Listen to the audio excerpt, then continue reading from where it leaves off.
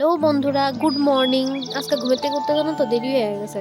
তো তাড়াতাড়ি করে দাঁত ব্রাশ করতে করতে হাতটা ছিলাম একটুখানি, গেছে জুতা ছিঁড়া। তারপর আর কি তা করার, নতুন জুতাটি নামাইছি চৈত্র মাসে যেটি কিনে আনছিলাম। তারপরে গেলাম একটুখানি কাকার বাড়িতে, কারণ মাথার মধ্যে একটুখানি হেনা দিব, তার লেগে জবা ফুল আর জবা ফুলের পাতাগুলি পায়রা নিতে আসলাম। আর যারা আমার ভিডিও রেগুলার দেখো তারা হয়তো জানো আমি কেমনে হেনা দিই, আমি তোমরা শেয়ার করছিলাম তোমার সাথে। তো যাই হোক, আজকে একটা রেসিপি করুন, তার লেগে গেছিলাম শাক পাতা তোলার লেগে। আর এদিকে দেখো পাতাগুলি কি সুন্দর লাগতেছে, এদিকে আমরা মাটির মধ্যে পাওয়া যায়।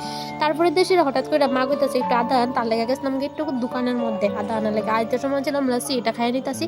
তো যেটা মেন কাজ আমার, আজকে একটা রেসিপি করবো, তোমার সাথে শেয়ার করে দিব আমি। যদি চাও কমেন্টে জানাইও। এটা পাতা দিয়ে সেরা খিচুড়িটা মানে বাচ্চারা লেগে খুবই ভালো আর কি। এটার মধ্যে তোমরা যদি সব কিছু মিলে সেরা ইয়েও করো, এটা খাওয়াইতে পারো বাচ্চারা লেগে খুবই পুষ্টিকর। তো গরম লাগতেছিল, তার লাগে একটুখানি লাসি বানায় সেরা খাইছি। আর এদিকে খিচুড়িও রেডি হয়ে গেছে আমার। তো সকালের খাবারটা খিচুড়ি দিয়ে সেটাই শেষ করলাম। বিকালের দিকে একটুখানি গেছিলাম ছাদের উপরে। আর দেখো বিকালের ভিউটা কি সুন্দর লাগতেছে, তাই না?